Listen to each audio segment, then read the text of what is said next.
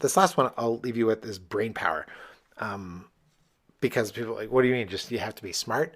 And yeah, you have to be smart, but you also need to just be able to sort through the issues that are going to come up along the way that are going to keep you from your goals.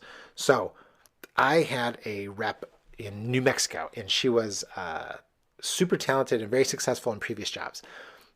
As we got rolling in this job, she uh, had a few health issues at the beginning, not much to think about or not much to worry about.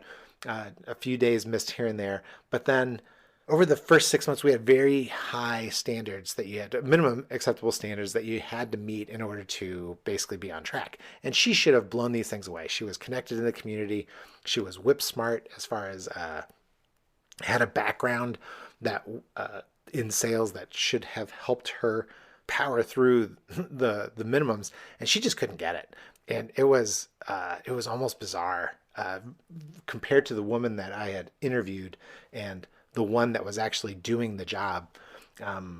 She just struggled like I didn't expect anybody, and really like nobody really had struggled, because even though we had that minimum acceptable standard ramp up period, 6 months was kind of the minimum. Like, you're pretty much guaranteed a job for 6 months, even if you were terrible. But most people, it took them a lot longer to figure out they were bad than that 6 months. For us, it was, we knew inside of month 4 that this was not going to make it. And so we had an amicable separation. And then what ended up happening is that about a year later, she contacted me and I was like, hey, what's going on? She says, I just wanted to apologize. It turns out I went to the sleep doctor, and it turns out that I have this like sleep apnea thing. And she said I was waking up over 900 times a night, something ridiculous, some huge number. And so since then, they put me on one of these CPAP oxygen. If you can't see me, I'm putting it over my face, the CPAP as I understand it. And this was, again, like a decade ago.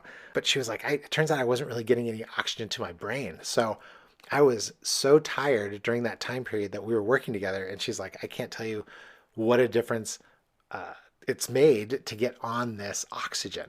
And so I always think of her when I think of brain power, because it's not necessarily that you need to have the smarts. I assume if you're listening to this, you are exceptionally talented.